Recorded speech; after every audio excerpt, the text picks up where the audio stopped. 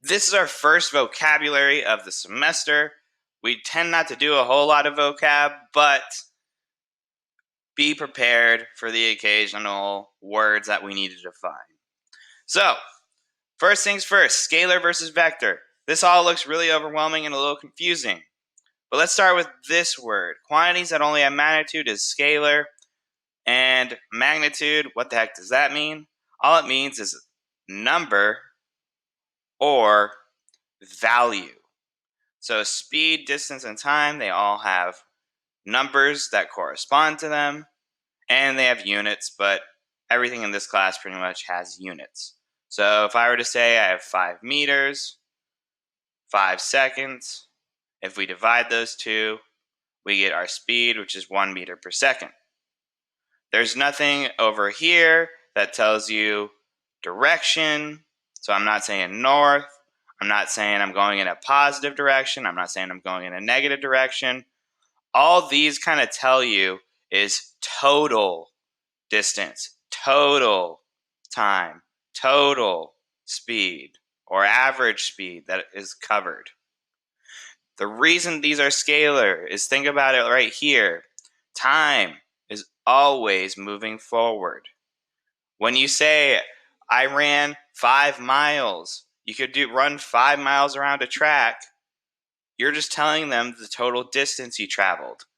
Even though a track is circular and you're changing direction all the time, you don't tell someone you ran 100 meters forward, 100 meters around a curve, 100 meters back. You're just looking for that total distance, right?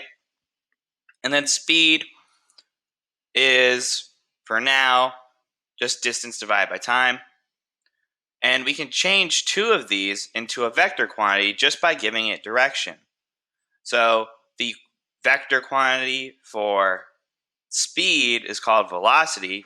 What that means is I can say I'm going 1 meter per second, positive or negative. So if I define forward as positive, backwards as negative, I could say I'm going 1 meter per second in a positive direction, which means I'm going 1 meter per second forward.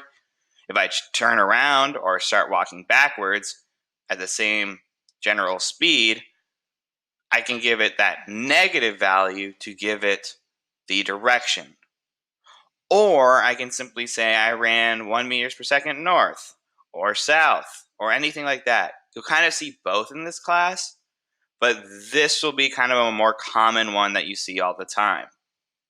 Displacement is the vector quantity of distance.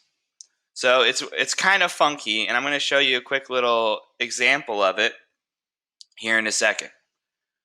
But before I let you go on this video, I'm going to give you our mystery word of the day. Yes, keep track of this mystery word. Okay? Our mystery word is pair. Okay? Pair. And if you're confused as how to spell that, look at how I spelled pear deck. Okay? Pair is your mystery word. Okay. Moving on.